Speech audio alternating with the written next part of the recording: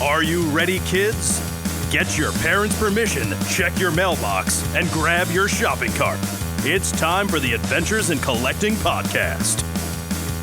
I'm Eric. And I'm Dave. Welcome to Adventures in Collecting, where we talk toy news, culture, and hauls, along with our journeys as collectors.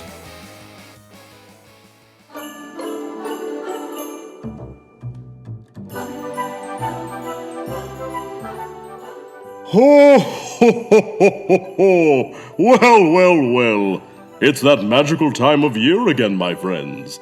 The season of giving, collecting, and remarkable toys. I've just finished checking my list. Twice, of course. And let me tell you, the boys at Adventures in Collecting are at the top of it. I've been keeping an eye on them, making sure they're sharing all the holiday cheer. And maybe a few toys for themselves, too. Now, I know you've all been good this year. Mostly. I'm sure there are some very interesting action figures on your wish lists. And trust me, I've got a whole workshop full of them at the North Pole.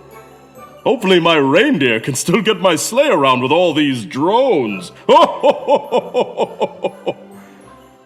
But before we dive into the festive fun, I just wanted to say, the best kind of collecting isn't about Marvel Legends, Dragon Balls, dolls, lightsabers, or even all those Batmen little Todd keeps making in Arizona.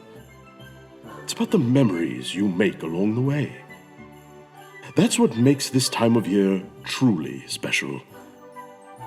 So grab your favorite holiday drink, cozy up with your loved ones, and your toys. And let's dive into another jolly holiday special of Adventures in Collecting. Merry Christmas! Oh, ho, ho, ho, ho, ho. Hello, everybody, and welcome back to Adventures in Collecting, the holiday special. I don't know if you're going to have effects, so I'm just not going to mention them. Well, I mean, now that you said something, it's like, maybe there's sleigh bells, maybe there's usually bells or something. There's something happening. But huge shouts to longtime friend of the pod, Santa Claus, for, as always, taking time out of his busy schedule to send those lovely, holiday wishes, holiday greetings. It's always a pleasure to hear from the big guy. Big member of the toy community. I mean, he's just if he's not, who is? I was gonna say one could say he is the spirit of the toy community. Yeah. I'm back in video. Hi, everyone. Yes. I'm feeling better this week. Yeah, no longer dying of the death. That's wonderful. Yeah, no longer cold. Having a cold. So it's nice to be unclogged. It's great. It's great to have you not be a static head. It's the dynamic Dave. Yeah. We have dynamic Dave. I was still kind of hoping for some sort of like DVD logo effect, but just you bouncing, never quite hitting the corner. Never quite hitting the corner. That's a good vibe for life. Just want to be out there floating, never quite hitting the corner. Never quite hitting the corner. So we do, as we usually have with our holiday episodes, we have what we like to refer to as a gift to the community of some kind. So last year was our big surprise. We interviewed our mom. What an experience that was. Mm-hmm. This year we didn't keep the guests a surprise because we wanted to get questions from the community and dig in and find out, what you guys wanted to talk about and what you guys wanted to get answered. And real quick, before we introduce our guests, bring them in, our little bit of housekeeping.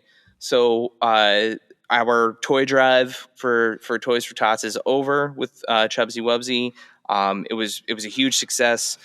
We gave away a giant man. It was a great experience for all. Thank you to everybody who participated. And now we have our instant holiday in a box giveaway is going on. It's going on until December 31st. It is roughly, I forget how much I said in the post. I want to say it's like $1,500 worth of toys or something like that. It's substantial. a good, yeah. You're gonna do all right. Yeah, it's quite a box of toys. I'm going to the post now to actually get that. I'm sorry, over $500 worth of toys. I was gonna say 1,500. Settle down, Eric. I mean, either way, 500 is pretty good too. Yeah, it's pretty good. I mean, there's some stuff in there that's probably worth more over retail at this point. That was a retail estimate. Listen, I didn't put an asterisk next to the number. That's my fault. But $500 roughly of toys. It is a massive box. It's got everything from like across a bunch of different fandoms in it, and it goes to one person. So it's a great way to start off your 2025 because the winner will be announced on January 1st. Maybe collect something new. Yeah. There's a little bit of taste, a little bit of everything in there. Some of our favorite stuff from 2024, and actually some stuff that's a little like vintage at this point, I guess you could say. But some really cool stuff in there. You have until December 31st to enter. It doesn't cost you anything to enter. All you have to do is follow the rules on the post. Post is pinned to our social media, our Instagram account, so at AIC_podcast. And there'll be another giveaway in January. And as we will keep doing this as long as we can. And this is year 2 of doing a giveaway every month. It's been super fun. Everyone seems to like it because it's free stuff. So thank you for participating, everyone. Yeah, thank you for participating. So with that out of the way, Dave, let's unwrap the lead. There we go. Love it. I was trying to figure out what your segue would be to that, and there it is. And you got it. So this year for the holiday special, we are giving the community the gift of insight and perspective with a pair of guests that combined have decades of experience in their field. Currently partners with the law firm Nolan Hyman, Greg Pan, and David Snyder, specialize in IP and licensing law and have worked extensively in the toy and entertainment industries. Together, we've pulled questions from around the community and questions we've been hearing personally for years about how the sausage gets made, as it were, and some. And we're going to tackle those questions head on. Greg, David, welcome to Adventures in Collecting. Thanks for having us. Hey, everyone. It's good to be here.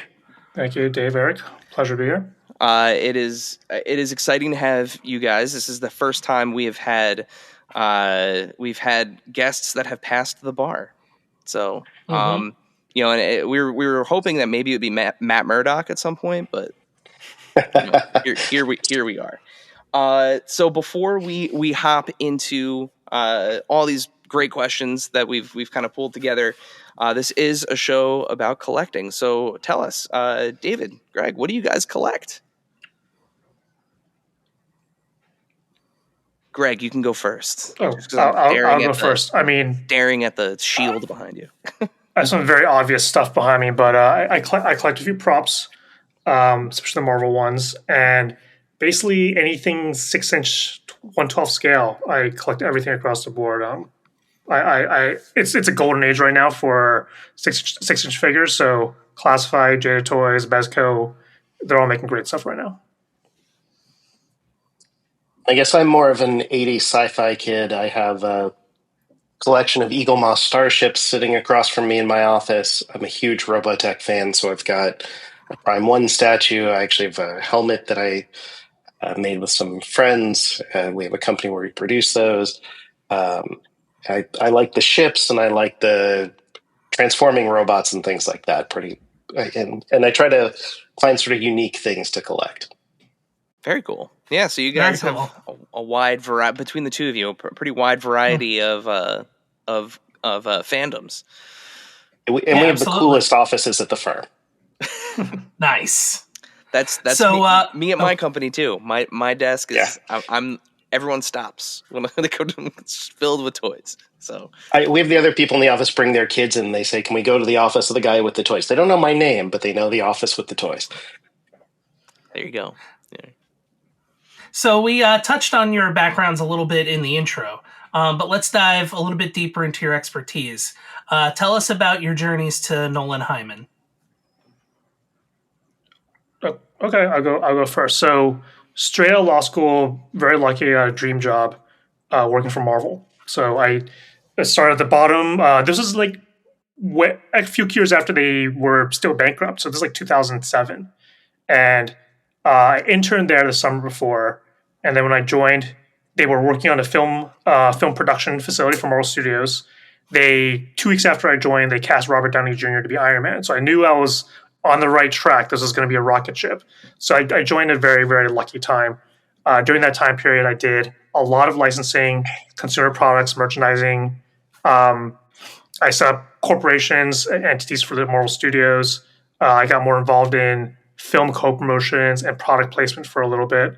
I got involved in the theme park stuff and themed entertainment and traveling shows. So I got the opportunity to work on a lot of really amazing stuff that we're seeing on shelves and experiencing in theme parks and conventions.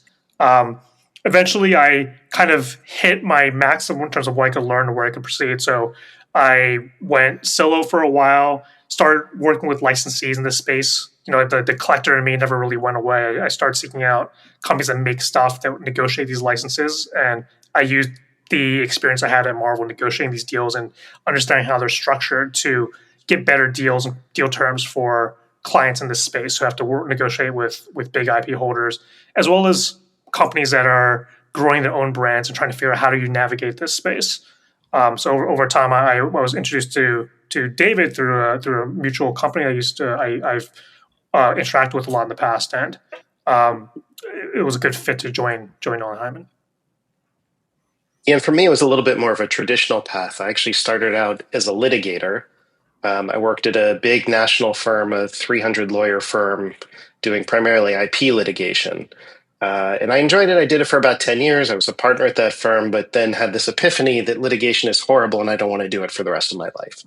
And I had an opportunity at that point to go in-house with one of my clients. It was a company is called Leg Avenue. They sell lingerie and costumes. So it was a very fun job. They were the leader, probably still are, in sexy costumes, and they weren't really in licensing. And it was a large company, but a family-owned business. And after a couple of years there, I went to one of the family members who was running the business and said, "Hey, there's this $4 billion licensing industry. We should get into it." And he said, "Yeah, great idea." I said, "Good, we should hire a licensing agent." He said, "No, you just go do it." I said, "Okay." And I went to licensing show. I had a friend who worked at Fox. I sought her out and I told her what I was doing. She said, "Well, great, let me introduce you to everybody at all the studios." And she literally walked me around the floor, introduced me to every studio. There were two very big companies already dominating most of the costume market, doing most of the Marvel costumes. And so this woman from Paramount said, "Come on, let's get you a license." She started flipping through her D-license book and hit Top Gun. And I said, "Wait, why does nobody have that?" She said, "It's a 20-year-old movie. Nobody wants that." I went back and talked to our designers, and our lead designer had no idea what it was. She went and watched it and came back and said, "Why do you think people want a license from a 20-year-old movie about gay guys playing volleyball?" And I said, "Trust me, this will sell." And we took it, and it was a huge hit. They actually still sell that costume 10 years later. And so I sort of got my chops in licensing. We worked up to a Disney license. And eventually I went out on my own, continued to work with the company, but as outside counsel. And I met the founders of our firm, Wendy and Michonne. And it was just a great fit. They had a great perspective on things. They have backgrounds in entertainment, so it was a really good match. And we started building from there. And so I have built over the years a fully transactional practice, doing a lot of trademark work and working with licensees primarily to help them negotiate their license agreements, deal with the horrible audits they face, and to try and plan what kind of products they want to develop. So it's funny you mentioned Halloween costumes, because when I think of licensing, one of my favorite things to mull over, and shouts to friend of the pod, Toy Farce. I think we're actually going to hear from him later. I think he's our featured question or Q&A later. But I love the Halloween costumes that are that manage to sidestep licensing by using a funny name. I always think of the Beetlejuice costume that's called Juice Demon. And it's just I love, or Cocky fighter pilot. Goth calendar girl, and it's just Wednesday. Like I love I love those like sidestepped licensing names. They always make me laugh. So a good part of my job was we had an incredible team of designers. One of my favorite things was getting a license and seeing what they would come up with. But the other part was when we didn't have a license, then coming and saying, can we do this? And we would have long conversations about whether or not we could do that. Amazing. So are you responsible for Juice Demon? I don't know if that's a leg avenue. I probably would have said no to that one, but And Greg, going back to your timeline, so you were totally wearing this shirt on accident. Yeah. Did not have any. So aside from the theme park stuff, I didn't realize you were at Marvel when Hasbro got the Marvel Legends deal initially. Yeah. I mean, when I joined them, this was back when Toy Biz or Marvel Toys was still making the toys. So I got, I worked closely with like Jesse Falcon and saw like prototypes at his desk, and I was like, true geek out moment. And then one day we're like, oh yeah, we're going to sign an exclusive deal with Hasbro. So they're going to make all the toys. And like, I'm like, but you guys already make great toys. I'm like, yeah, but they're going to sell a lot more.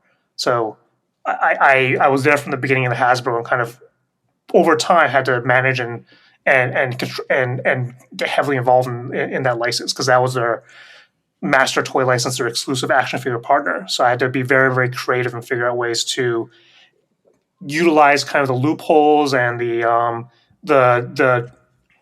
exceptions that we could use to make other action figures and other types of toys that Hasbro had exclusive rights to. Interesting. Oh, I can't wait to get into some of this stuff. All right. Yeah. So let's start broadly though. Generally speaking, how difficult is it for a company to obtain a license, and how does that pitching process usually work? I'll start on that one. So, contrary to belief in the community, it's not how good your toys is; it's how many people you can sell it to. So when a licensor or brand owner is going to find prospective licensees, the question they always have is, who are you selling to? How many units can you do? It's not how cool can you make it look. Show me your best product. They're not. Unfortunately, that's not what they're looking for. They're looking for dollars. They're looking for royalties. Royalties is the chunk that you're getting from sales of that product. So, hi. Hey, buddy. Okay. Hello. You got a guest. He wants me to 3D print stuff from later. Later tonight, buddy.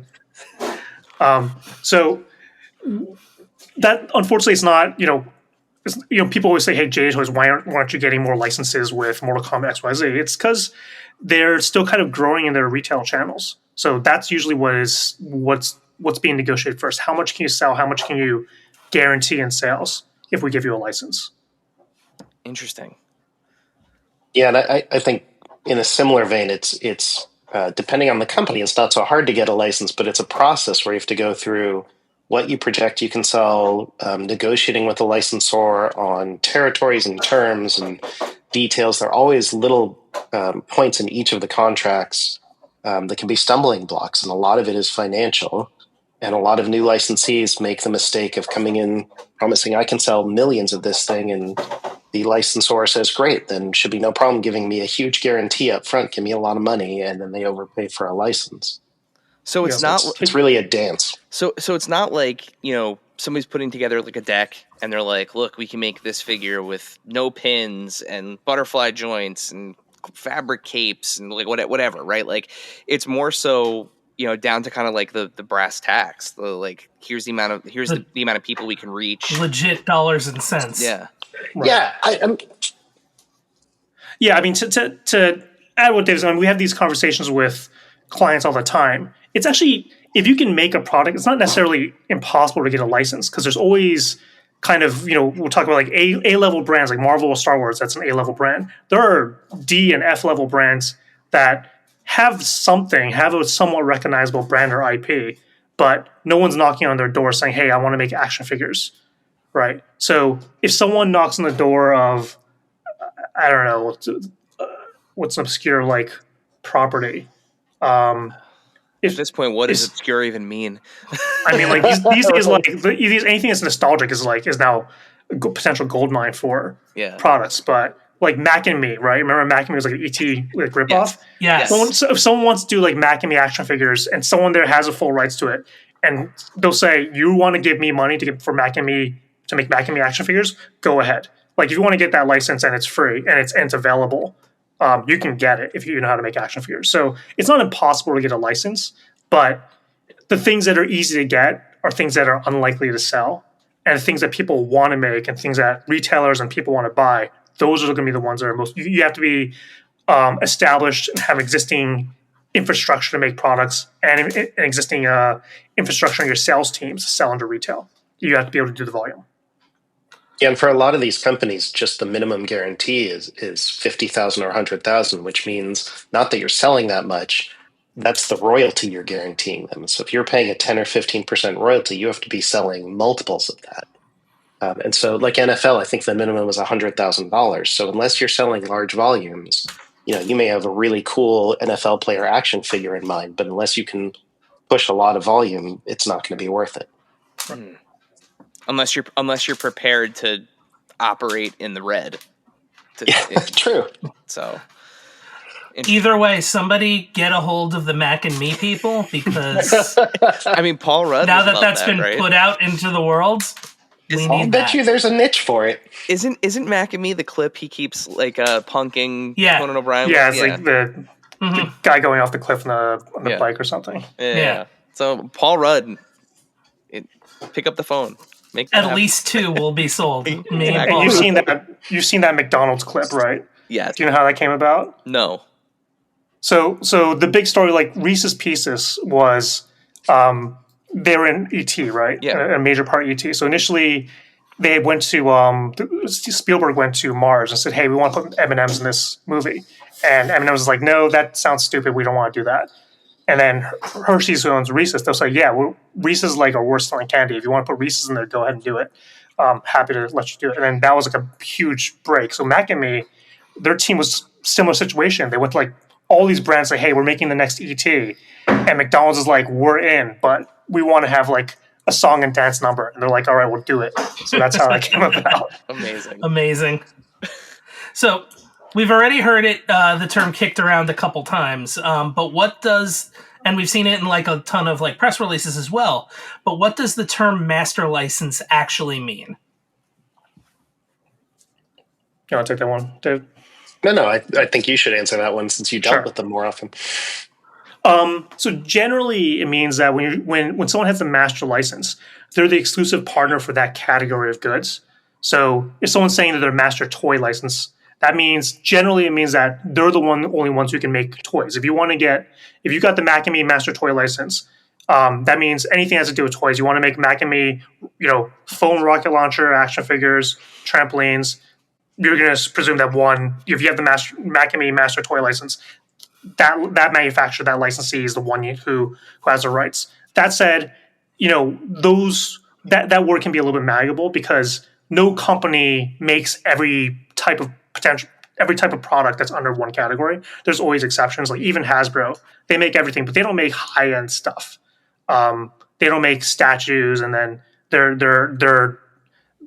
are other companies that do other things better. So there's usually in reality, when these agreements are negotiated, there's always exceptions kind of carved out.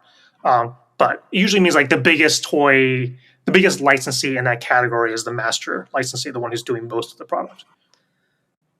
Yeah, it's interesting because, especially looking at the modern toy market, there is almost like bifurcation everywhere. Like you have, you got, a company like just using DC as an example, like you have Spin Master making like DC toys, right? Like they're making like smaller form factor. They're making the stuff that's targeted to that kind of like eight and under, I think it is, category. Right. Whereas, you have McFarlane that's out there making the 7-inch figures and, the 110 statues and sometimes even larger.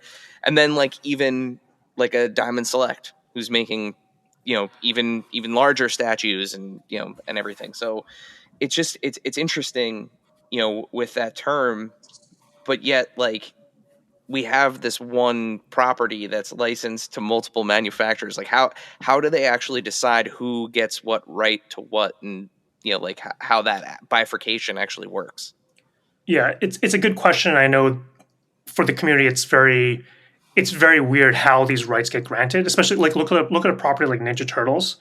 They have like 10 licensees making action figures, and Ninja Turtles is a big brand, but it's not like 10 action figure makers. Great. I mean, so when you look at this, it's you talked a little about price point and scale and audience, and it's more than that. The types of main categories you splice out rights is you can do scale, right? When we talk about like the action figure itself, you can talk about scale, you can talk about materials, like someone like Jada might do the metal versions of the toys. You can talk about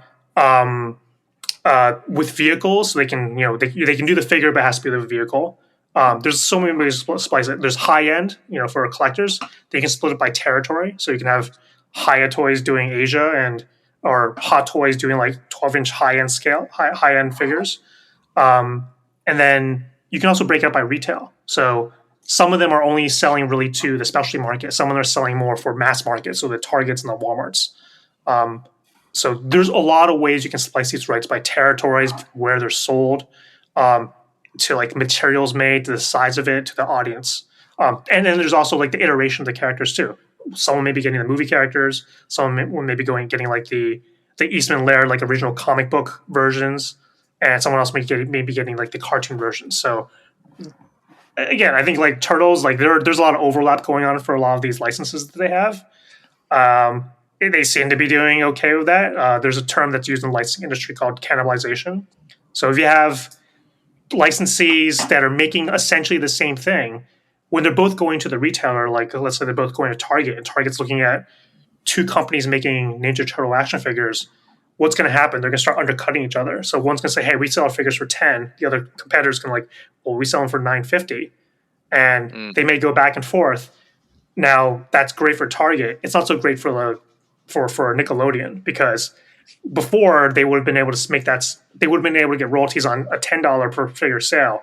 Now they're undercutting each other, and now it's like an $8 per figure sale. So that's where it can come back and hurt the brand owner if you do it too much. Interesting. Very interesting.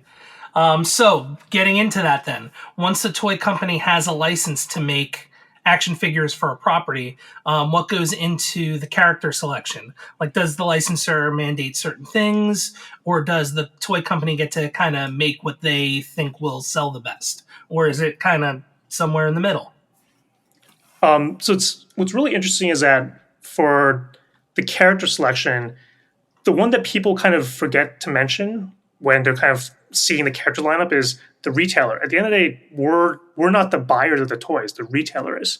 So what usually happens is the toy company is going to, McFarlane, for example, is going to make all their toy. They're going to create this is going to be like the DC wave, right? And they're going to come up with a couple characters, and they just might be like sketches or images from the DC style guide initially, and they're going to bring that to Walmart and say, hey, we're going to do these DC action figures. Which ones do you want to buy? And Walmart might very well say, we want 3 Batmans, a Superman, a Flash, and a Green Lantern. And, McFarlane's like, okay, Batman sells, obviously. So I'm sure Todd is making a lot of the decisions on which characters can be featured in there. But at the end of the day, Walmart is their biggest buyer. They will always be one of the biggest retail buyers. And if Walmart says we want Batman, then Todd's going to make Batman. So retailer has a little bit of a say in terms of what figures get featured. Obviously, when you look at like Marvel Legends and they're making like the Orb, I'd be shocked if anyone in Walmart knows who the Orb is.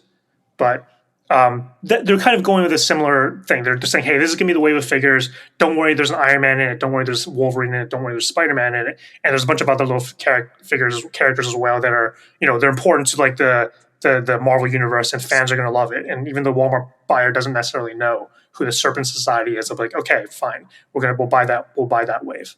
So in that case, Hasbro's kind of making those decisions on which characters they want. They're obviously coordinating closely with their brand owner. In my experience, the brand owner isn't saying, hey, you have to make these figures, because at the end of the day, the licensee still has to sell them. But there's a lot of communication going on. So the brand owner is saying, hey, just so you know, we'll be doing these movies, these upcoming movies, so maybe you want to do some of these characters because they'll be getting their first live action debut. we'll have these events in our comic books. We're going to have these video games coming out. These characters are going to be featured. So it might be a good idea to do that, because especially when the toy manufacturers are selling to retail likes to know, okay, you're including this character. Why are they interesting? Why are they important? Why are people going to buy this toy? And then they'll say, oh, don't worry, there's going to be a video game coming out in September with that character in it. So it's going to be high presence in people's minds. Or, oh, there's going to be a Netflix series coming out. Or it's this one's featured prominently in the comic book. So retailers and buyers are always asking, what's the associated media with these characters? So to give them a better reason to buy them. Yeah, I mean, go ahead, David. Go ahead. I was going to say, I think it's important to keep in mind that most of the licensors are licensing out their brands because they don't make the products that the licensees do, and so they count on the licensees and their design teams to come up with unique and original products. But the licensors all retain approval rights, and they exercise them to different degrees. So Disney typically has teams, and if you're doing a Disney product, their team will give you creative input. They're very protective about their style guides and how characters look. They're probably not going to get into minute details, though it can happen. But they will give input, not so much character selection, but they'll give input on the design qualities, the quality of the products. And even sometimes you get smaller licensors. If you've ever dealt with Alvin and the Chipmunks, they're extremely particular. They will get down to the color of a particular product to make sure it's consistent with their view of what the character should look like. So would you guys say it's safe to say, in your experience, that it's more so the licensor focusing on the execution of the product rather than what the product actually is, like ideation wise? So like let me give you an example, right? So it's like you said, just going back to Marvel for a moment. We have this new movie coming out, Deadpool, Wolverine. It's going to be huge. Here's some, production art or, storyboard art, to start working on. You might want to consider this. And, the Marvel team gets, a look at everything and they're like, okay, we're going to do this version of Deadpool. We're going to do this version of Wolverine, and then maybe this version of Wolverine too. Then what really happens then conversationally isn't so much like, I don't think you guys should make that version of Wolverine. It's more like, make sure that this color is this, and like he has this feature, and like, that's the kind of stuff that they get kind of caught up on. Yeah, so when it comes to the movie stuff, which is kind of a different topic, but usually when a company like Hasbro is getting a license, they're going to pay for those movie rights, and those movie rights have a cost. So for them, it's kind of, we paid for these rights, we got to use them. This movie's coming out, it's Marvel, Star Wars. Sure, once in a while they may have an Eternals, but for the most part, those movies do well. The retailer is going to buy it because it's a blockbuster film. So even though, and then they have to work with what they got. So as you know, with movies, nothing's finalized, 12 months before the movie comes out. And Hasbro, that's what they're working with. They have to make these figures 12 months in advance, because they got to get approvals from the license for Marvel. They got to get it to the factory. They got to make the tooling. They got to get the sculpting. They got to mass produce these, and they got to ship it overseas in time for the movies. So they're dealing with a crunch timeline.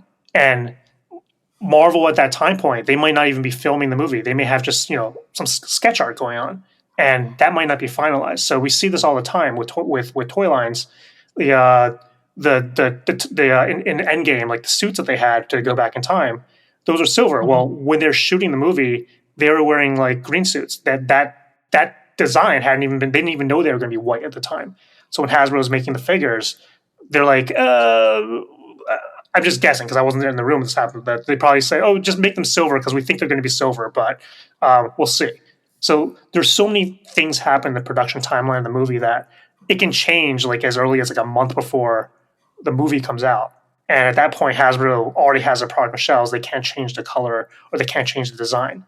So that's also why sometimes if they miss the mark too much, they'll make a second version that's the better version, maybe the better colorway or the better sculpting. So that they have to always coordinate with the movie studio to make sure it looks right. Yeah. And I think you get different degrees of input from different brand owners. Some of them will suggest, like, hey, you should really do this character. Sometimes they're really pushing licenses or characters. But I think ultimately it's the toy company or the licensee that has to figure out what's actually going to sell. And they're the ones who are paying the cost and paying the royalties. And so the licensors are really dependent on the licensees to ultimately figure out the best product range. But there is oftentimes input back and forth with the brand owner suggesting what they think will go well. And now, a word from our sponsors. This segment is brought to you by our friends at Chubsy Wubsy Toys. A traditional mom-and-pop toy store in Little Falls, New Jersey, Chubsy Wubsy Toys brings you the best new toys from the brands you love without the hassle of pounding the pavement searching for them at larger retail stores. Visit them in person at their brand new home at 101 Newark Pompton Turnpike, Suite 1 in Little Falls, New Jersey, or online at chubsywubsy.com. That's CHUBZZYWUBZZY.com. And tell them Adventures in Collecting sent you. And now, back to the show. Makes sense. So it's like, yeah, crank out a couple Cody Rhodes because Cody Rhodes is on TV every week, like stuff like that. Well, yeah, we talk about it all the time, right? Like having like an anchor character for each wave. You know, your Batmans, your Spider-Man, your Wolverine, your Cody Rhodes, your Roman Reigns for like the longest time. You know, Goku. Just you can always get a Goku. There's never not Goku on the shelf somewhere, in some form. But like that's the other thing too that like we kind of harp on as longtime collectors is like, and I think honestly like Jax is a perfect example of this with their Mario and Sonic figures. There is always the chance that one of those Sonic or Mario figures is their first Sonic or Mario figure. And that character is always on shelves. It's literally every single wave of those 5-inch and even the 2.5-inch Mario and Sonic figures. Every wave has a Mario, has a Sonic, like without fail. Then you get like all the other like side characters or like villains, but like there's always a Mario and there's always a Sonic, and those things move. Like those figures move, and it's fascinating. So there's a lot of push to do very standard characters, do them just as they're shown in the show or the movie. What I find really interesting is occasionally you will get licensees, like I've seen Sideshow do this, where they will do a version of the character that is not depicted in any of the media. And so it's their own original take on the character. And those are really amazing statues. You'll see it sometimes. I think McFarlane does it on occasion too, or with toys where it doesn't actually match what's in the show. And you get a new, unique twist on the character. And I think they tend to be in smaller quantities, but they're really popular because it's a creative look at, a character or a brand that we all love. I was going to say, so is that like an instance where if a company has the license to make a character, they can pretty much make every iteration of that character or every version of it? Or are they tied to, either create your own or this specific instance? It's a very good question. So when the grant of rights, especially for these established licenses, what's not granted is, hey, you can make all iterations of Wolverine, you can make all iterations of Luke Skywalker. Because if you give someone those rights, they may dive really, really deep into random stuff that might be out there. I mean, they might go into the Amalgam comics and where they might not have the merchandise rights for, because that was a co-brand with DC. So what they give is access to a database of style guide art, which is say, hey, this is our database of cleared art. There's no third party. There's no approvals that you need to get. This is stuff that you can use under your license. It's got to come from this. If it's not in there, you got to ask about it separately. And then maybe we'll dig for it and find out the answer, and maybe we won't. But that's usually how it works. Like you're going to get access to a database of art, and that's what you have to draw from. So, for example, like Marvel Rivals just came out. This is something we hear people talk about. They've got new designs of characters. So the question people might be asking is like, oh great, are they going to make action figures of these new character and costume designs because they're really cool? They might not, because they probably have the merchandise rights for everything in Rivals they might not. It might not have been part of the deal. There might be third-party designers out there that they don't have, the assignment of rights. It's unlikely, but those rights weren't contemplated when they negotiate with Hasbro. You're never going to have a deal that says, you can make all the character, you can make any design of the character now, before, and anything that gets created after. That's something that's kind of a little dangerous to do, because you don't know if you may decide you may want to do a Spider-Man, but he's decked out in like an Adidas tracksuit, and with branded logos and everything on it. That may show up in like some fan or like some comic book cover through a collaboration, but you might not. You won't be able to do merchandise in that situation. So rights holders are at least smart about that. You don't want to give rights to something that you don't have, or you have to end up paying someone a lot more in order to give those rights. So that's kind of why you limited it. And if Hasbro goes to Marvel and says, "Hey, we want to do a line of Rivals. This seems to be a massively popular game, and people want these made," Marvel's going to check to make sure they have the rights to these costumes, that everything's cleared. They don't have to pay the video game company a royalty or something, because they might have negotiated that in the contract. And maybe they'll even go back to Hasbro and say, "Yeah, we have the rights, but you got to pay us more." So that might happen too.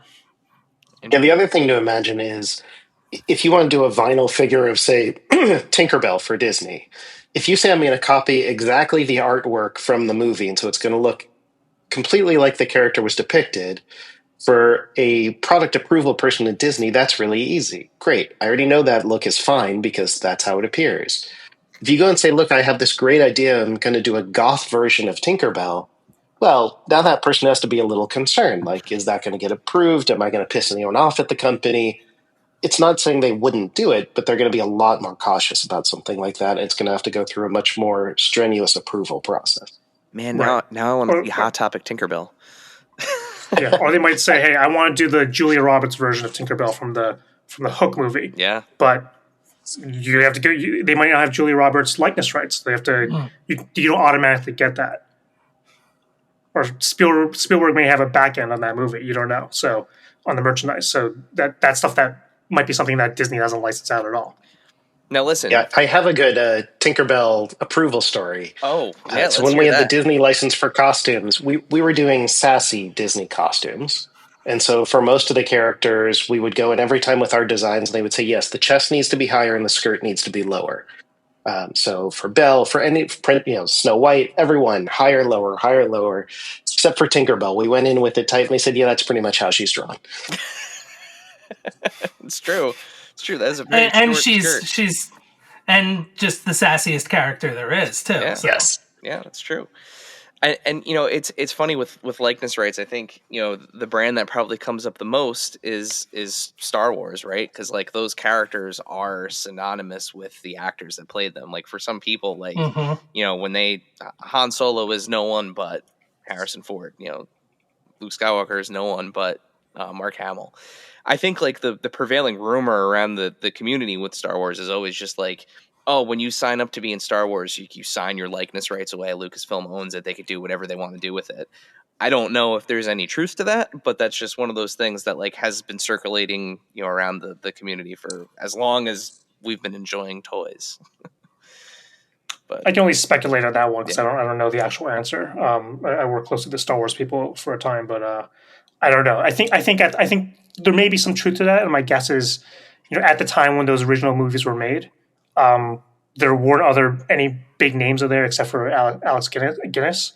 Harrison Ford was still kind of relatively unknown. He's not what he became after Star Wars. So maybe they were able to get away with that in those deals at the time.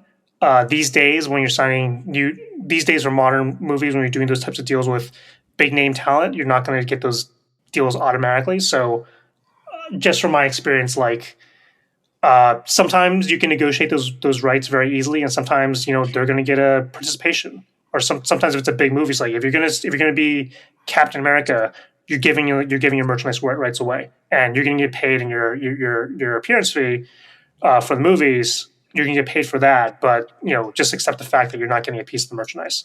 So that's just kind of the bar you make at the time, depending on. But if you're Robert Downey Jr., maybe you can have a little control on what you can and cannot get. Yeah, I mean, likeness rights. As somebody who, I have a ton of Marvel Legends outside of just the MCU ones, but that's what kind of got me back into Marvel Legends. That's like your main thing. Were the MCU ones. I have a almost complete collection of MCU figures. Please don't tell my wife. But one of the things that I think drives MCU collectors nuts is like there are certain characters that have been just kind of skipped over, and probably because of some sort of likeness thing. Like, the one that comes up all the time is Whiplash, with Mickey Rourke. Mickey Rourke, and I can't imagine that Mickey Rourke was like, signed likeness rights. And now, like, if a company like that, say, wants to go back and try to make a figure like that, like, how do those likeness rights work? Like, how do they go about even having a conversation like that? Yeah. So on that one particular, I'm pretty sure, because like Hot Toys made one. Hot Toys made a Whiplash figure. They did. So yeah. I have the feeling that they just didn't make it for the toy line. I don't know why they would. I mean, I know didn't they make an armor version? They did in 3 3/4, I think. Yeah, from the 3 3/4 line, the Marvel Universe one. They did do Whiplash in 3 3/4. Yep. So they just never made a Marvel Legends one. Okay, so back to your question. Going back in time. So first important thing you need to have is you need to have the rights to do Iron Man. Because sometimes your movie rights expire over time. So if you're Hasbro, you probably have the whole Marvel Cinematic Universe, and you can go back in time and make the first Iron Man ones.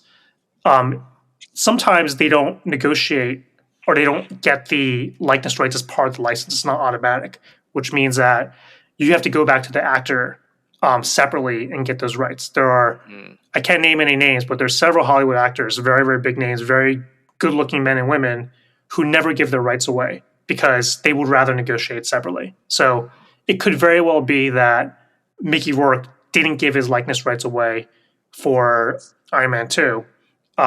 So Marvel Studios never got them. Hasbro had to negotiate them separately for the action figures. Hot Toys had to negotiate them separately with Mickey Rourke to get them. That might be why. So that comes at a cost. It comes at a price. You have to pay them a royalty or pay them a fee to be able to do that. You have to run approvals by them again. That takes up time as well. So it might be Hasbro said, yeah, we know there might be some fan demand for Whiplash. We know that's a gaping hole in the 6-inch Marvel Universe line, but maybe they're like, we're going to wait until there's a bigger Iron Man moment in the films before we try to bring that back, because we always feel that there's other characters that will sell better. They might not want to go through all the trouble. Interesting.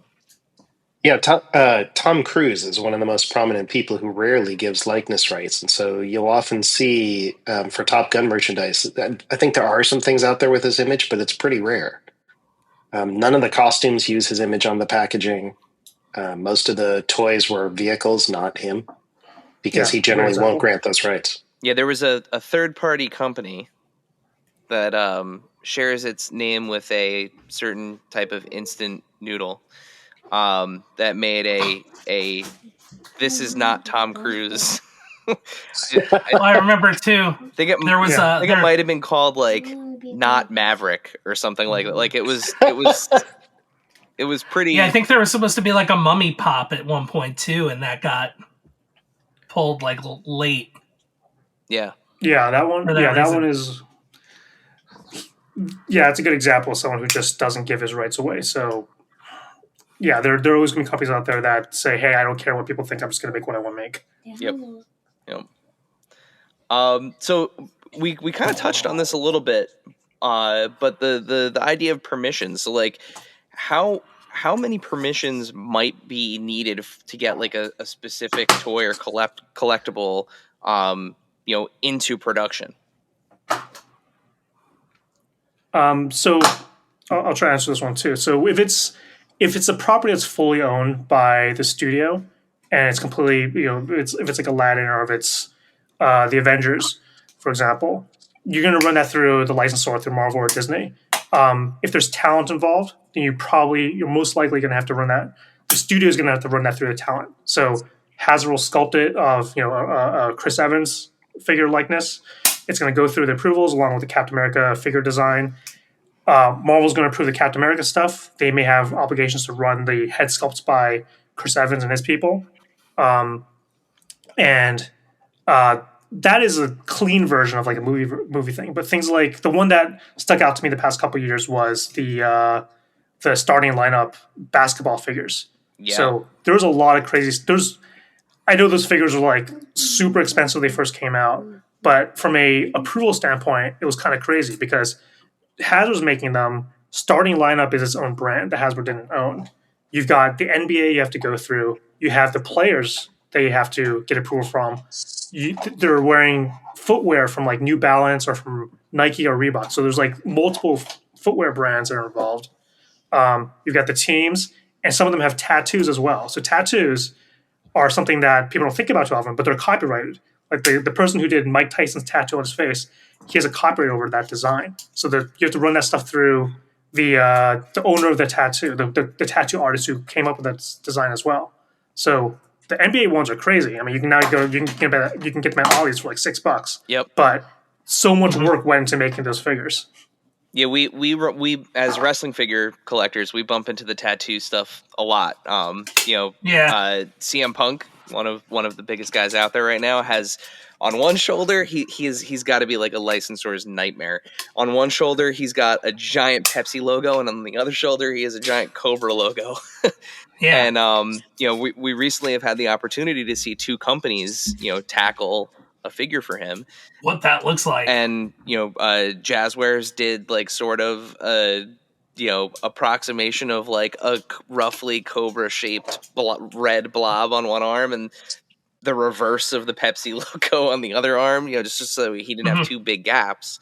And when he switched companies and went to WWE, Mattel has the gaps. So whether it's Mattel not wanting to be inaccurate or WWE being like, if you can't put the real thing, don't put nothing there. It's interesting. And then there was the whole like Randy Orton lawsuit, like over the video game. Like there's so much with that. Yep. And it's really interesting. No one's put the Han or Leia tattoos on Punk's legs either that he has for probably obvious reasons.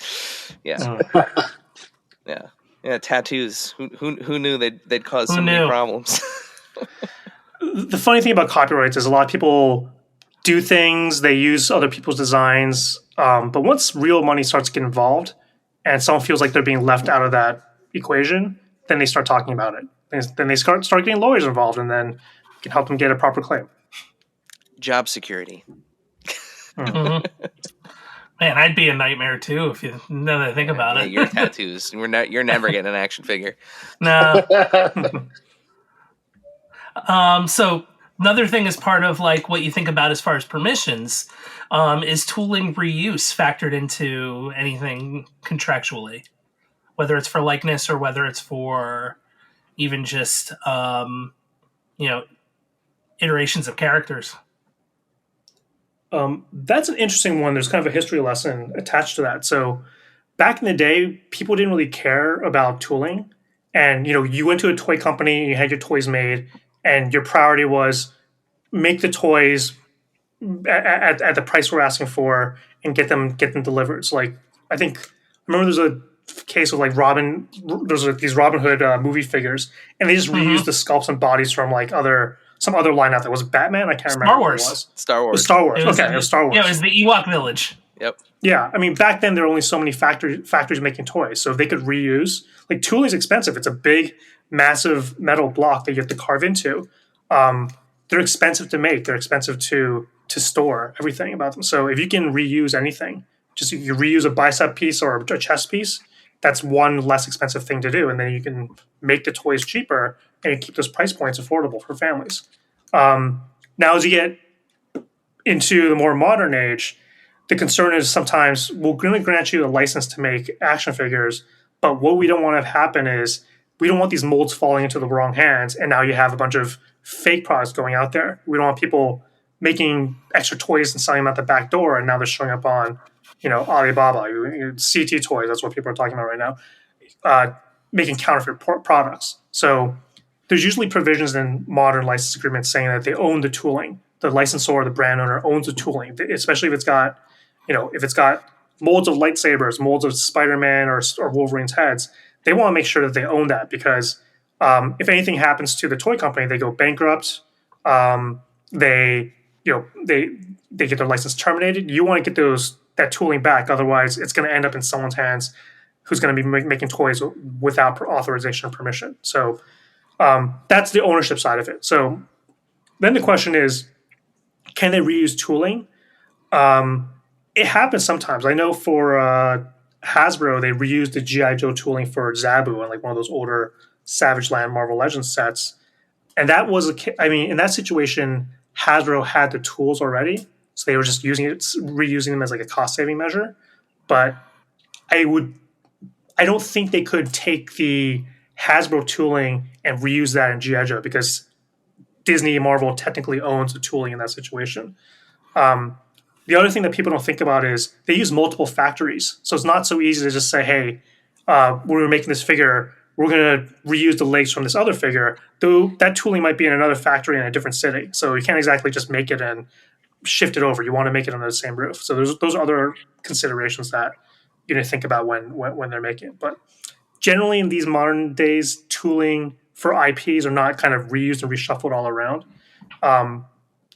Contractually, they're not supposed to be able to do that. Does it happen? Maybe.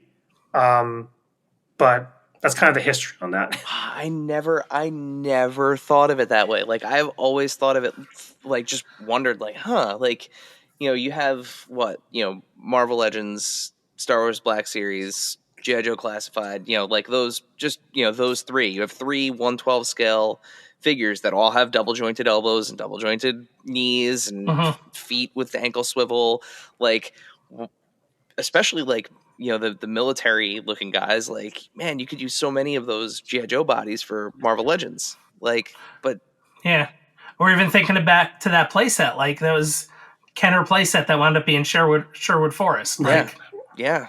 But it's just wild to think like that potentially, right, that like the tools are actually owned by Marvel. It's like, hey, that can't be Duke's arm because it's Captain America's and it belongs to Mickey Mouse. Right. Yeah, no, that's really, never thought about it that way. That said, the contraction that may be the case, the toy licensee knows that's the case. The factory might not care. So that's the thing with the factories. They're under a contractual relationship with the toy company, Hasbro. So if they can cut corners and they can save costs and they can't get caught, they will if they can. Interesting. All right. So this leads us into our featured Q&A. So we understand that not everyone gets the same level of access that we get to our guests, so we like to put it out there so that way we can get questions from our followers, from our listeners for these interviews. This has been a very unique episode so far where you've actually heard a bunch of those questions already, but we do have a specific featured Q&A. Dave, please remind our viewers, our listeners, how can they submit questions for our featured Q&A section?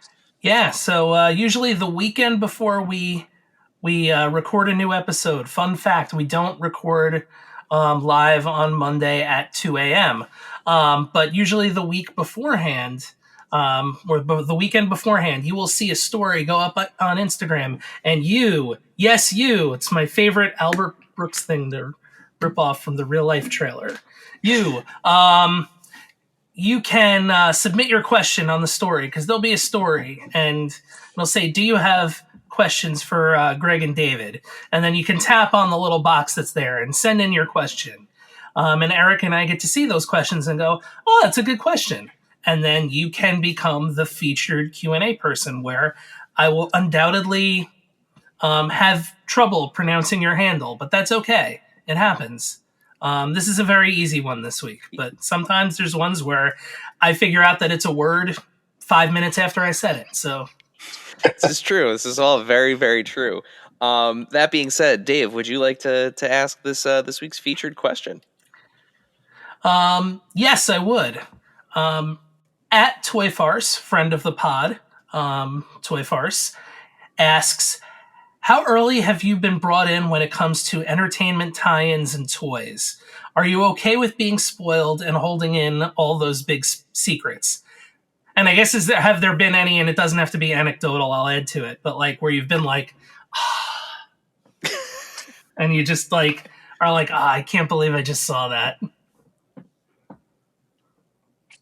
So you want to go first? Sure, yeah. So for me personally, I don't get access to a lot of the content early on. And I had an experience years ago. I was working with a video game company that had licensed, it was Disney characters, I think it was actually Marvel, to do a video game. And so they were working very early on. They had access to plot lines, to artwork, to clips from the movie. However, Disney was so cautious about it. This company had to have a special room, a clean room, where all that data was stored. It was a hard line direct to Disney, not an internet feed. It was a locked room. I was not allowed to go in there even as their lawyer. Only limited employees were entitled to access the room, and they couldn't bring anything out of it. So if you wanted to go look at concept art, you couldn't go bring it out, put it at your desk, and draw against it. You had to go into the clean room, look at it, do your work there, then go back to your desk and try and create things. So they went way out of their way to keep as much of it secret as they possibly could. And oftentimes as the lawyer, I don't get to see those things. Every now and then I do, and I don't mind the spoilers. But oftentimes it's very segmented and kept as secret as possible. I think Greg probably had more access than I did, though. Yeah, I again, very lucky to be at Marvel during this time when the Marvel Cinematic Universe was being born and built.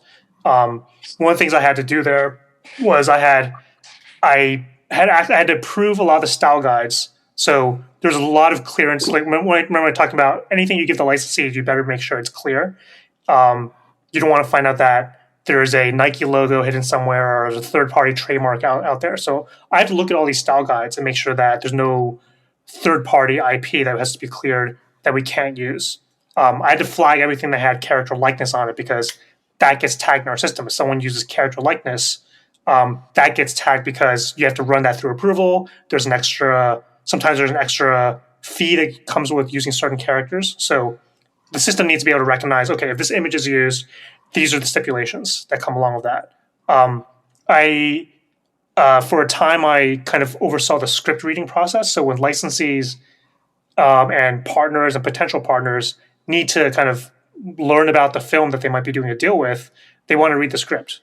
So I had lots of interesting stories where I was the keeper of the script. I had to be trustworthy. So I guess to answer that one question, am I good at keeping secrets? Yeah, I was very good at keeping secrets because they gave me the responsibility to handle the scripts.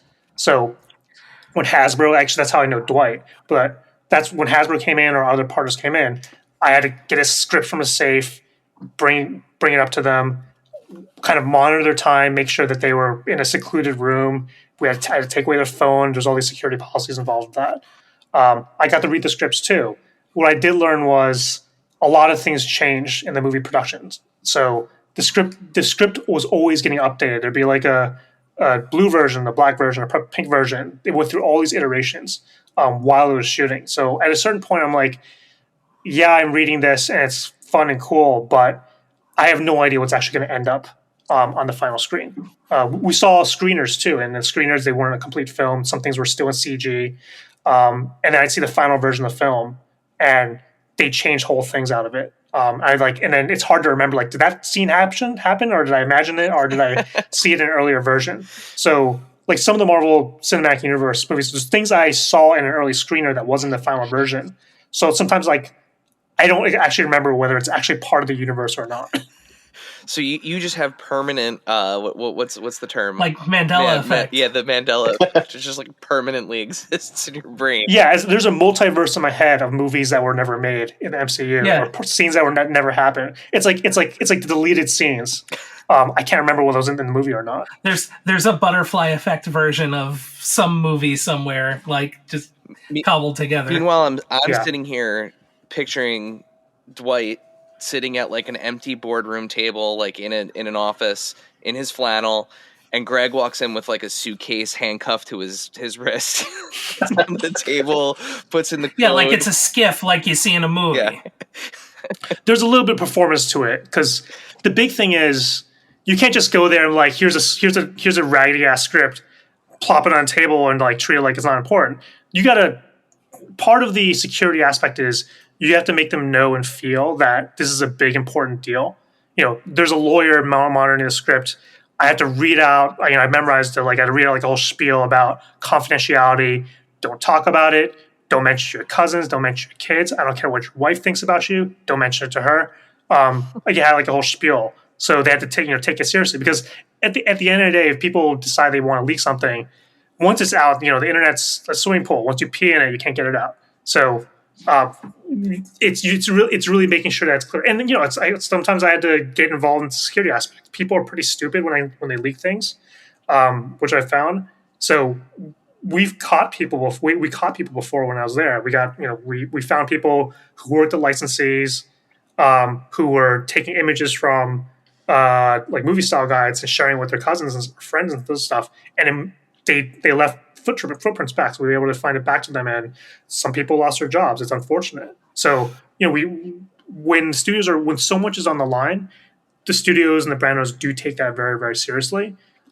It's not just a power thing. I'll give you like one of the main reasons why is when you do co-promotional partnerships, which is an area I was in at one point. Oftentimes, you're selling off exclusive sneak peeks to certain like marketing and entertainment channels. So, Entertainment Weekly, they may have exclusive rights to the costume. They're going to be the first ones to see Captain Marvel's costume, right? So, if someone else out there somehow gets an image from a merchandise style guide and puts it out on the internet, and they become the ones who release it first, Entertainment Weekly's like, we paid for an exclusive. We don't have it anymore. We're out. Well, certainly, or they're going to say we got to reduce the fee because everyone already knows about it. Our magazine cover is no longer important. So that's just like one example. There's that's scaled all across all different types of marketing elements, but there's a reason why they keep so many different things like under lock and key. Trust me, everyone wants to talk about it, but there's a very tailored marketing plan. The marketing people follow and try to control to make sure that elements in the movies are released, at a proper pace with the right partners, so they're getting maximum exposure. Yeah, and it's funny too because all the industries that we've talked about so far in terms of just like products, right, have all been guilty of revealing something from the movie, like spoiling something from the movie early. Like I with the like hype of like Spirit Halloween and stuff now, and costumes. Like I remember before Beetlejuice 2 came out, like people were like, "Look, here's the costume from Astrid that she's gonna be wearing this in the movie." Or like my favorite Marvel one is the Lego set that spoiled Giant Man and the battle of at the airport. It's just it's so funny that these consumer products end up spoiling these big moments from movies because they need access to it early enough for the runtime to be able to make the product. Yeah. And I think it's interesting because the studios have a lot of control over what gets shared and what doesn't. So sometimes you ask, how come they never made a figure of this character? It could be because they didn't have the final design. It could be because the studio they felt that element of the story was so important that they didn't even want to give those rights to merchandisers to make money on consumer products. The biggest example for that is like Grogu, or Baby Yoda. They didn't tell anyone about it, right? And when you're like, it's a lot of that sometimes has to do with like the power of the director or producer. If you're Jon Favreau, you can say, "Hey, I know Grogu is going to make a ton of money for you guys on merchandising, but I want people's first eyeball of Grogu to be episode 1 of The Mandalorian at the end." Because if that gets spoiled, then the whole pacing and the whole mystique of that franchise is gone. As a director, as a filmmaker, I want to make sure this is the story I want to tell. So if you're Jon Favreau, if you're a very esteemed producer or director who's getting paid big bucks by Disney, they're going to let him call the shots on that type of thing, for those types of things. Other cases, consumer products might have a lot more pull than the director if they're not such a big name. And it wound up being like the most correct decision of all time, too. Yeah. They got both. They got both sides of that, right? Like they got that amazing reveal like you said, the mystique, the pacing, that episode, it's like a perfect episode of television. And then that you got Grogu fever. Like they got both. Right. Yeah. They got both. Mm-hmm. Yeah. Similar situation, Baby Groot from Guardians of the Galaxy 1. No one knew that Baby Groot was going to be in the movie. Like I told you, I could approve the style guides. I saw a lot of early screeners, and then when we saw the actual film when it came out, that the after credits for the dancing tree Baby Groot, that was new to us. I was sitting next to the head of our toy lines, and I was like, I was going back to her like, did you know about that? Did you see that? She's like, no, that's the first time I saw it. I'm like, we have to like scramble tomorrow and find out who's going to be making these Baby Groot toys, because if we don't, we're missing out on a massive opportunity. We got Funko on the line. We're like, you got to make this Baby Groot. It just showed up in the film. We'll try to get you images as quickly as possible. You got to make Baby Groots. And that was like the best selling Funko Pop for like the next 2 years. So those are things where it held back. Had we known earlier, we could have gone on top of it, made sure that the Baby Groot merchandise was on shelves right away. Instead, it was on. I think that was like the fastest they've ever moved on a Funko Pop. They got it out within like 3 months. Wow. So that's a situation where you just have to scramble, otherwise you lose the opportunity. But in that case, it was definitely worth it.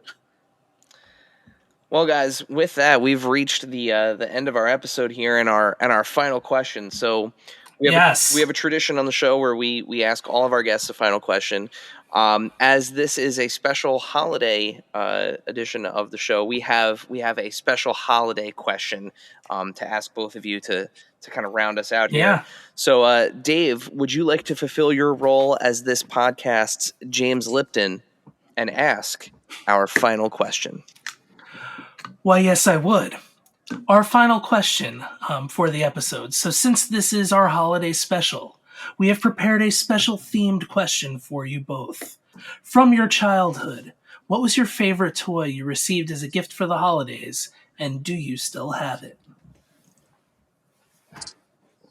So I'll go first on that. I don't still have it, unfortunately, but the G.I. Joe Sky Striker, it was their F-14 toy.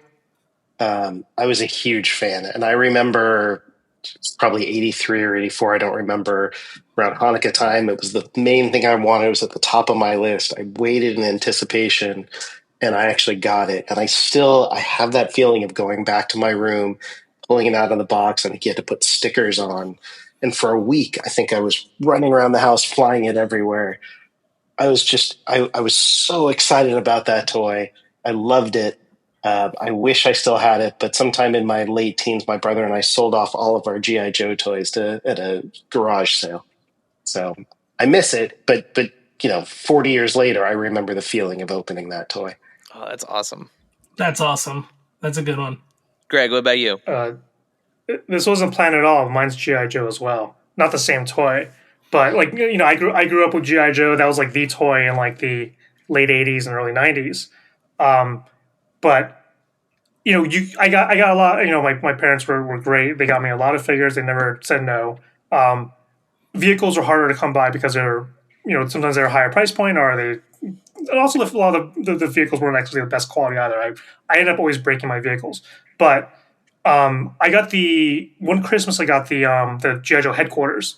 It was the one where like the pieces, like if you hit things with they're like spring loaded, where there's like a prison where it opened up and the whole tower came down. And that was the best toy ever, because now I had like, before I was making like structures out of like cardboard. Yep. And I was making my own things. I was early customizer, right? Early dioramas. But when I actually got that base that folded up and it could blow up and everything could fall apart and had all these like shooting missiles. There was like so many spring powered missiles in that one. I spent a lot of time with that one. I was always planning invasions as a kid. So that was definitely the toy I remember growing up. I don't still have it anymore. I think I had pieces of it that kind of like followed my parents as they moved houses, but eventually like that main headquarters was gone. But every time I dig through boxes, I'll find like a missile, because there were like 800 of them in that set. That's awesome. Yeah, and yeah, it's good. Both the Sky Striker actually just recently got a HasLab, a re-release. So you had it. Are they, Yeah. and it was the O-ring one. Like they did a one of their made to order projects was the 3 3/4 O-ring Sky Striker, but they updated it a little bit to make it more accurate to the real life jet that it's based on. So some of the dimensions are a little bit different. The F-14, yeah. But yeah, you might be able to find one out there now. I was going to say, I'm sure they're sold out. They probably sold out immediately, but I'll have to take a look. Yeah, and I got my Dragonfly back there. There it is. And yeah, the G.I. Joe Classified is just, it's been so nostalgic because that was a line I had growing up. And I never got the what's it called? What's the Warhog? The Cobra one? The Rattler? I never got the Rattler. I never got the Rattler as a kid, so that was the one I always wanted. Now I can finally get it in, 6-inch scale for whatever it was, $500. Yeah, and you need to like carve out a nice wingspan. I have to figure it out. I am dying in space here. You and me both. Well, David, Greg, thank you again for joining us, for giving us and the community all of your amazing wisdom and perspective and insight, and for spending the holidays with us. So, before we let you go, remind our followers where can they keep up with what you guys are up to. So they can find the firm's website at nolanheiman.com. It's a little tricky, so that's NOLANHEIMANN. We've got a podcast going of our own, so people can listen to some legal podcasts there. I know that sounds thrilling. And on social media as well, at Nolan Hyman. Awesome. We'll make sure to put links to all that in the description.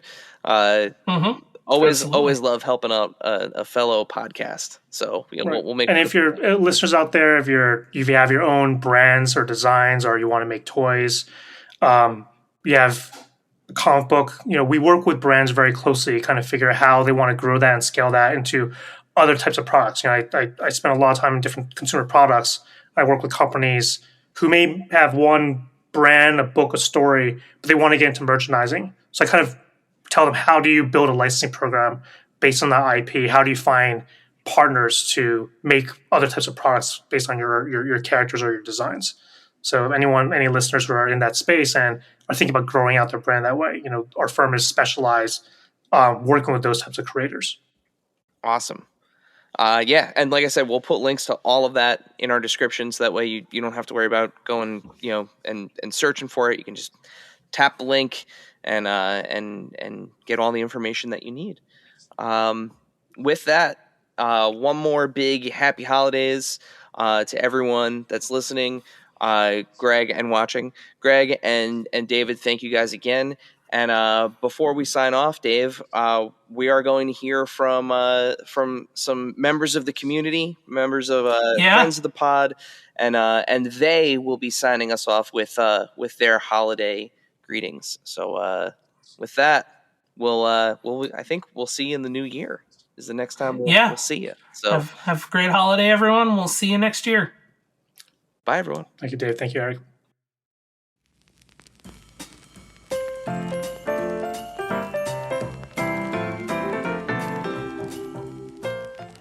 Hey everyone, it's Jason from Spiro. Just wanted to wish everyone a very Merry Christmas and a Happy New Year.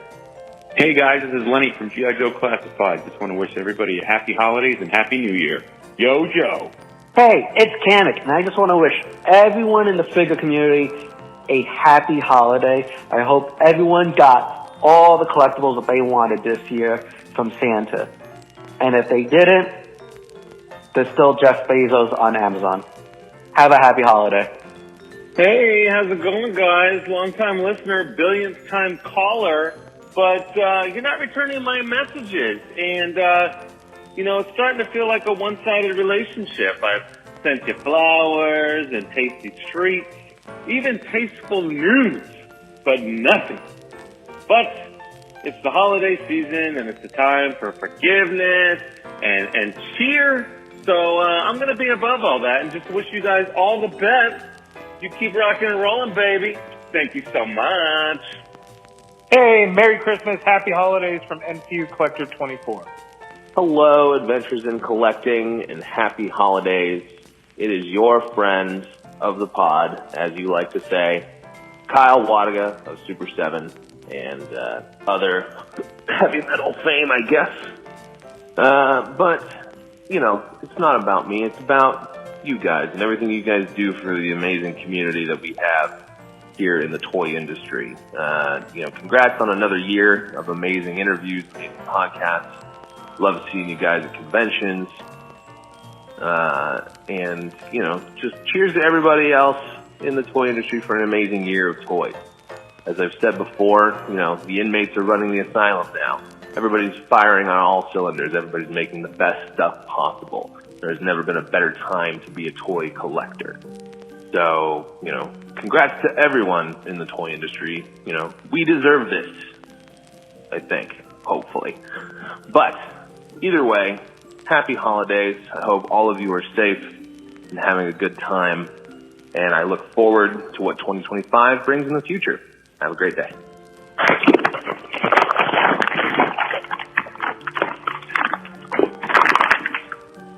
Oh no, what have I done? Hey there, Adventures in Collecting podcast listeners. Ryan Ting here, former Mint Impact only collector. Anyways, just wanted to wish everyone a very happy holiday season, to thank the collector community for another fantastic year in this hobby we all share and enjoy together. It's your combined and unwavering enthusiasm and support that propels our collections forward with more and more amazing releases.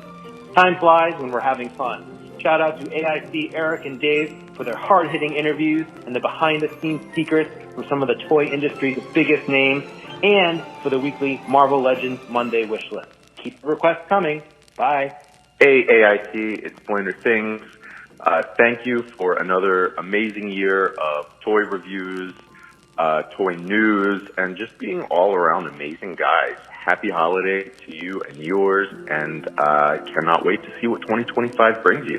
Hey, what's up, guys? This is Earl calling from out in Rhode Island. Just wanted to wish you guys a Merry Christmas, and thank you guys for all the content that you put out and all the awesome stuff that you do. Much appreciated. Thank you, and again, happy holidays. Oh, this is Dave Spring from Power of X-Men, just calling to wish you all happy holidays. I am such a big fan of all the work you guys do, your podcast, your Instagram page, you people. As individuals are incredible humans, the events we've done together, the cons we've gone to. It is always such a pleasure when you're interacting with real people who really have a pleasure for not only collecting, but the art of collecting and the little nuances that we as collectors like to dive into, and the interviews you guys do and the behind the scenes peek. It is such a pleasure to be in your orbit and be partners. Happy holidays to many more years with the podcast.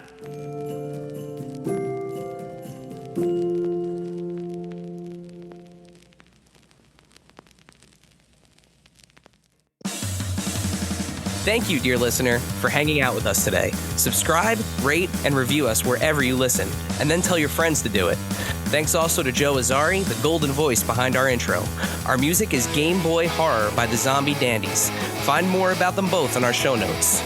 Follow us on social media at AIC_podcast on Instagram and Twitter. Stop by and say hi, show us your toy hauls, and share your toy stories. Maybe we'll talk about it in a future episode. Don't try this at home. Void where prohibited and some assembly required. Each sold separately, not a flying toy. Consult a physician if your toy run exceeds more than 4 hours. This has been a non-productive media presentation. Executive producer, Frank Hablawi. This program and many others like it on the Non-Productive Network is distributed under a Creative Commons Attribution Non-Commercial No Derivatives license. Please share it, but ask before trying to change it or sell it. For more information, visit non-productive.com.